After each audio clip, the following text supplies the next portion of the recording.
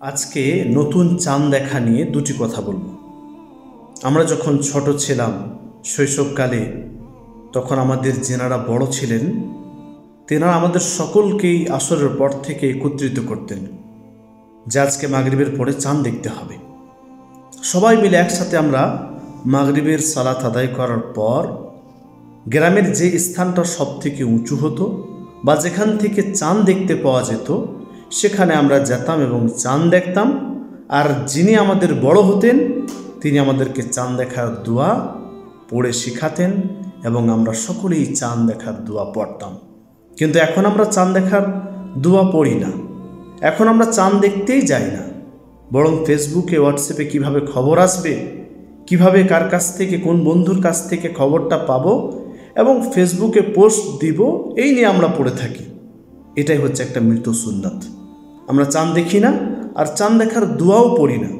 ইনশাআল্লাহ আমরা প্রত্যেক মাসে না হলেও যখন যখন নতুন মাস আসবে, 2 মাস পরে হোক 4 মাস পরে হোক, যখনই মনে থাকবে সেদিন আমরা চাঁদ দেখব।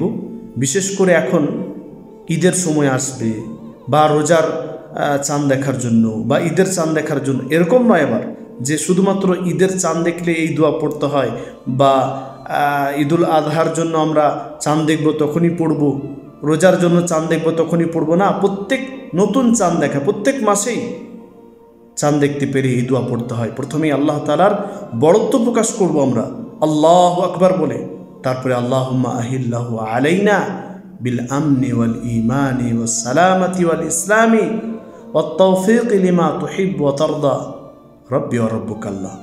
হে আল্লাহ, আপনি আমাদের জন্য চাঁদ উদিত করুন শান্তি ও সালামতের সাথে, নিরাপত্তা ও ইসলামের সাথে, এবং আপনি আমাদেরকে ওই সমস্ত কাজগুলি করার তৌফিক দান করুন যেগুলোতে আপনি খুশি হন, যেগুলোকে আপনি ভালোবাসেন। এবং চাঁদকে আমরা বলবো রব্বি ওয়া রব্বুকাল্লাহ, হে চাঁদ, হে চন্দ্র, তোমার এবং আমার প্রভু আল্লাহ সুবহানাহু ওয়া তাআলা। ইনশাআল্লাহ আমরা এই মৃত সুন্নতকে আবার জীবিত করে উঠাবো, আবার জীবিত করব। ইনশাআল্লাহ আমরা চাঁদ দেখব এবং চাঁদ দেখার দোয়া পাঠ করব। আল্লাহ তাআলা আমাদের সকলকে নেক আমল করার তৌফিক দান করুন। আমিন।